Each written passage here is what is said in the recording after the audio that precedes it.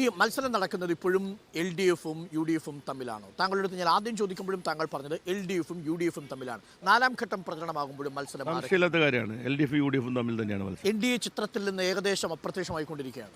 അങ്ങനെ പറയുന്നത് ശരിയല്ല. NDA അങ്ങനെ അപ്രത്യക്ഷമായിക്കൊണ്ടിരിക്കുന്നൊക്കെ പറയുന്നതൊക്കെ ഒരു ശരിയായിട്ടുള്ള കാര്യമല്ല. അവരിവിടെ സജീവമായിട്ടുണ്ടല്ലോ. നമ്മൾ ആരെയും അണ്ടർ എസ്റ്റിമേറ്റ് ചെയ്യാൻ പാടില്ലായിരുന്നു.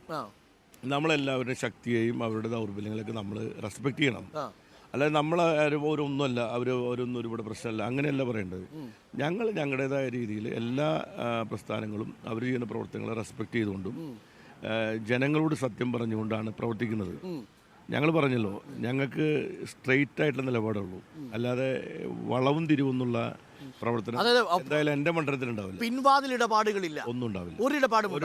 ഒരു കാര്യം കൂടി പറഞ്ഞ് നമുക്ക് അവസാനിപ്പിക്കും. എനിക്കൊന്നു ഈ തെരഞ്ഞെടുപ്പിലേക്ക് നിൽക്കുമ്പോൾ പലതരം അഭിപ്രായങ്ങൾ വരുന്നു. നമ്മൾ ചർച്ചയിൽ തന്നെ പറയുന്നുണ്ട്, സുരേഷ് ഗോപി ഒരു പഞ്ചായത്ത് ദത്തെടുത്തിട്ടുണ്ട്. സുരേഷ് ഗോപി രാജ്യസഭ MP ആയിരിക്കുമ്പോൾ ചെയ്ത സേവനങ്ങൾ വലുതാണ്. കൃഷിമന്ത്രി എന്ന നിലയിൽ VS സുനിൽകുമാർ മണ്ഡലത്തിൽ കൊണ്ടുവന്ന വികസന പ്രവർത്തനം തൊട്ട് കാണിക്കാമോ? ഇന്നലെ ഉയർന്നു കേട്ട ചോദ്യങ്ങളാണ്. ഞാൻ തൃശ്ശൂർ മണ്ഡലത്തിലെ തൃശ്ശൂർ പൊന്നാനി കോൾ മേഖലയിൽ 298 കോടി രൂപയുടെ വികസന പ്രവർത്തനം കൊണ്ടുപോകുന്ന എൻ്റെ കാലത്താണ്. ഇവിടുത്തെ 298 കോടി കണ്ടു. പുള്ളിൽ മാത്രമല്ല, നിങ്ങൾ എവിടെ വേണമെങ്കിലും അന്വേഷിച്ചോളൂ, എല്ലാ കൃഷിക്കാരെയും വിളിച്ചു ചോദിച്ചോളൂ. അതുമാത്രമല്ല, തൃശ്ശൂർ മേഖലയിൽ അതിനുശേഷം അവിടുത്തെ ഇന്ന് തൃശ്ശൂർ കോൾ മേഖലയിൽ ഉണ്ടായിട്ടുള്ള വികസനത്തിൽ കഴിഞ്ഞ ഗവൺമെൻറ്റിൻ്റെ കാലത്ത് നടത്തിയിട്ടുള്ള പ്രവർത്തനങ്ങൾ വളരെ പ്രധാനപ്പെട്ട പ്രവർത്തനങ്ങളാണ്. കൃഷിമന്ത്രി എന്ന നിലയിൽ മലയോര മേഖലയിലാണെങ്കിലും ഇപ്പോൾ അവരുടെ ഇൻഷുറൻസ് സ്കീം, ഇപ്പോൾ കർഷകരുടെ സ്റ്റേറ്റ് ഇൻഷുറൻസ് സ്കീം ഞാൻ വന്നതിന് ശേഷമാണ് അത് 5 ഇരട്ടിയും 13 ഇരട്ടിയും വർദ്ധിപ്പിച്ചത്. ഞാൻ കൃഷിമന്ത്രിയായിരിക്കുന്ന സമയത്താണ്.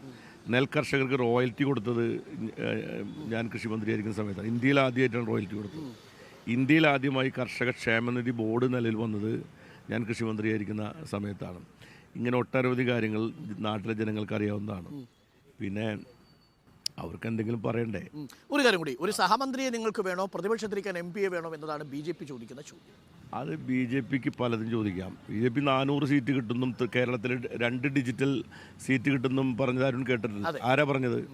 നരേന്ദ്രമോദി. നിസാരക്കാരനാണോ? കേരളത്തിൽ 10 സീറ്റ് കിട്ടുന്നു പ്രതീക്ഷിക്കുന്നുണ്ടോ? ഞാൻ അരുണോടെ ചോദിക്കുന്നത്. എനിക്കത് പറയാൻ പരിമിതിയുണ്ട്. പരിമിതിയല്ല, 10 സീറ്റ് കിട്ടുമോ? സർവേ പ്രകാരമാണെങ്കിൽ ഇല്ലല്ലോ. ഏത് സർവേ പ്രകാരമാണെങ്കിലും 10 സീറ്റ് പോയിട്ട് 1 സീറ്റ് പോലും കിട്ടാത്ത BJPക്ക് 10 സീറ്റ് കിട്ടുമെന്ന് പറയുന്ന നരേന്ദ്രമോദിയുടെ പാർട്ടിക്ക് എന്തും പറയാൻ അധികാരമുള്ളത്. ഒറ്റ ചോദ്യം കൂടി, നിയമം ആവർത്തിക്കുമോ? ഇവിടെ K മുരളീധരൻ വന്നതിന് ശേഷം നിയമം ആവർത്തിക്കുമോ എന്ന് ചോദിച്ചാൽ സമാനമായ സാഹചര്യങ്ങൾ രണ്ടിടത്തും രൂപപ്പെട്ടു വരുന്നു എന്നാണ് രാഷ്ട്രീയ നിരീക്ഷകർ പറയുന്നത്. അല്ല, ഇവിടെ ഒരു കാര്യം മാത്രമേ പറയുന്നുള്ളൂ. ഇവിടെ ആവർത്തിക്കാൻ പോകുന്നത് കേരളത്തിലെ ഇടതുപക്ഷ ജനാധിപത്യ മുന്നണി വൻ മുന്നേറ്റം ഉണ്ടാക്കിയിട്ടുള്ള ഒരു വർഷം ഉണ്ടായിരുന്നു 2004.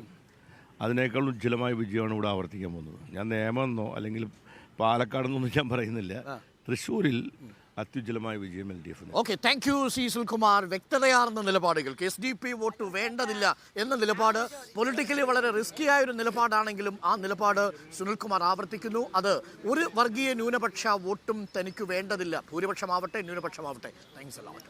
Thank you.